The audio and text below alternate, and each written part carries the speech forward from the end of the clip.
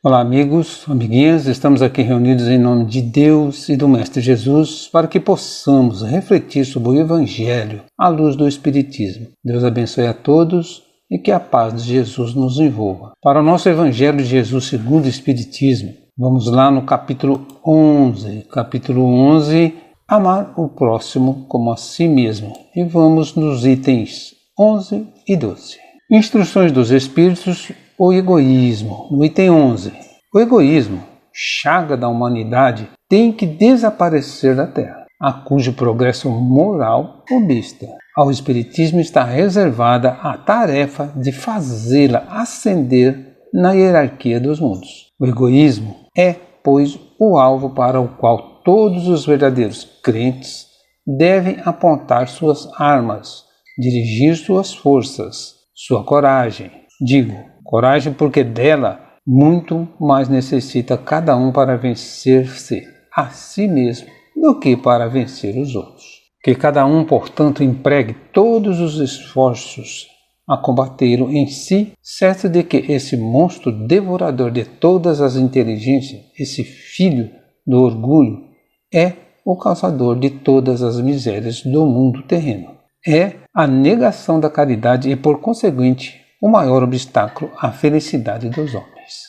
Jesus vos deu exemplo da caridade e Pôncio Pilatos o do egoísmo. Pois quando o primeiro, o justo, vai percorrer as santas estações do seu martírio, o outro lava as mãos dizendo, que me importa? Animou-se a dizer aos judeus, este homem é justo, porque o quereis crucificar. Entretanto, deixe que o conduza ao suplício.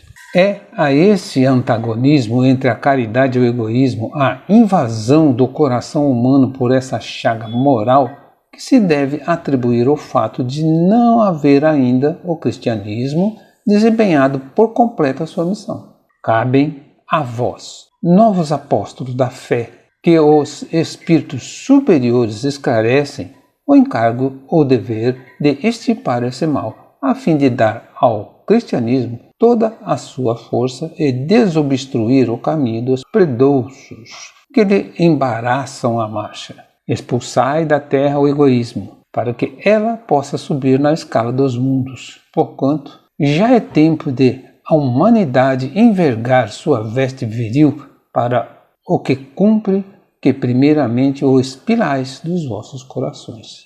Emmanuel, Paris, 1861. Em que se apoia o egoísmo e por que ele impede o progresso moral? O egoísmo tem como base o sentimento de interesse pessoal e impede que no coração do homem se desenvolva outros sentimentos mais nobres, como a fraternidade e a caridade, entravando assim o progresso moral. O homem egoísta é, muitas vezes, levado a sê-lo pelo egoísmo dos outros. Se estes pensam apenas em si mesmo, ele passa a ocupar-se consigo mais do que com os outros. Por que é necessário combater o egoísmo dentro de nós? Porque, sendo ele a negação da caridade e o causador de todas as misérias do mundo terreno, a felicidade dos homens só será possível quando for eliminado o egoísmo do seu coração. O egoísmo é, pois, o alvo para o qual todos os crentes devem dirigir suas forças e sua coragem. Por que é mais fácil vencer os outros do que a nós mesmos? Porque, para vencer os outros, basta dar vazão aos instintos e à animalidade que ainda predomina em nós. Para vencer a nós próprios, no entanto, é necessário renunciar aos nossos interesses e caprichos em benefício do próximo, o que é muito mais difícil. A prática dos sentimentos nobres ainda constitui um grande desafio para todos nós, em face do predomínio dos nossos interesses em relação aos do próximo. Como devemos entender a atitude de Pilatos diante de Jesus? Como uma atitude egoísta, em que prevaleceram o apego e o prestígio do poder, tornando Pilatos indiferente à injustiça contra o Mestre. A indiferença é uma das manifestações do egoísmo, pois nos faz voltar as costas para o próximo. É possível eliminar o egoísmo da Terra? Sim. O egoísmo, sendo um sentimento resultante da influência da matéria, se enfraquecerá à medida em que a vida moral for predominando sobre a matéria. O egoísmo se assenta na importância que cada um atribui a si próprio, distribuindo essa importância ou, pelo menos, reduzindo-a às suas legítimas proporções. O egoísmo tende a desaparecer. O mal leva à busca do remédio que, no caso, é a caridade. Como promovermos a distribuição do egoísmo em nós? Começando por dar exemplos, como fez Jesus, praticando a caridade desinteressada sem nos importarmos com aqueles que nos tratam com ingratidão, tornando-nos, enfim, mais sensíveis às necessidades e sofrimentos alheios. Compreendendo o efeito danoso do egoísmo, iniciamos o nosso processo de reforma íntima, colaborando eficazmente para a melhoria da humanidade. A ingratidão não será obstáculo à nossa boa ação? Não, pois devemos ser caridosos com todos, fazendo o bem indistintamente e deixar que Deus julgue os nossos atos. O Cristo não repelia aquele que o buscava, fosse quem fosse, socorria assim tanto a mulher adúltera como o criminoso, sem temer que a sua reputação sofresse com isso. No item 12.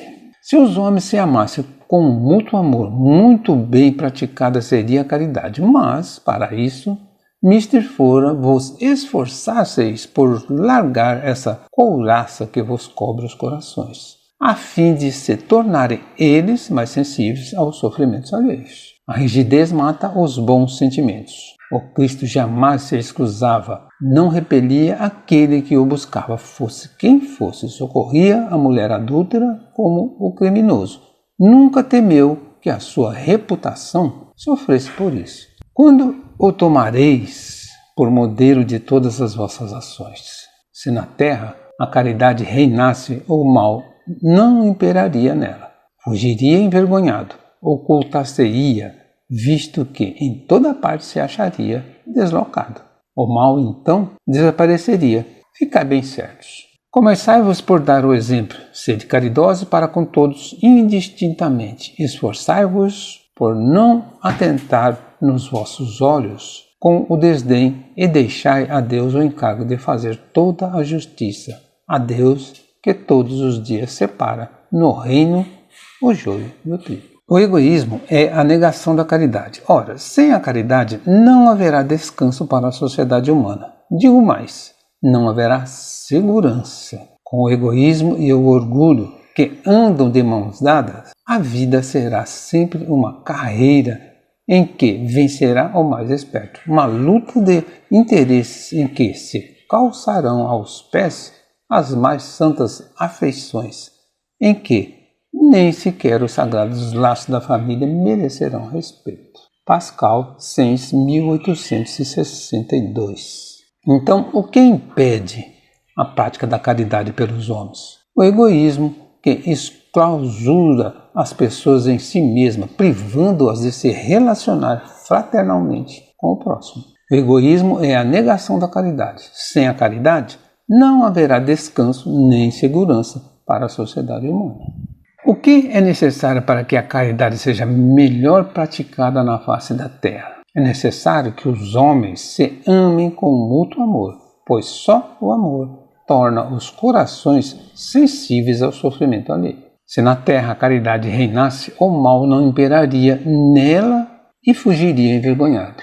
Ocultar-se-ia, visto em que toda parte se acharia deslocado. O mal desaparecerá no dia da terra? Certamente que sim. Quando os homens melhores compreenderem as lições e os exemplos do Cristo e se compenetrarem da sua verdadeira função como cristãos, o mal desaparecerá da terra, dando lugar à caridade. O Cristo jamais se excusava, não repelia aquele que o buscava, fosse quem fosse. De que forma podemos contribuir para a implantação do amor e a consequente destruição do egoísmo na face da terra? Começando por dar exemplo como fez Jesus, sendo caridoso para com todos, fazendo todo o bem que pudermos, inclusive àqueles que nos olham com desdém, tornando-nos, enfim, mais sensíveis às necessidades e sofrimentos alheios. Compreendendo o efeito danoso do egoísmo, iniciamos o nosso processo de reforma íntima, colaborando eficazmente para a melhoria da humanidade. A ingratidão das pessoas não será um obstáculo à nossa boa ação? Não.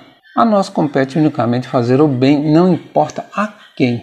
A Deus, que sabe o que vai em nosso íntimo, fica o encargo de fazer toda a justiça. Jesus, ao nos dar a receita do amor, não estabeleceu limites nem condições para a sua prática.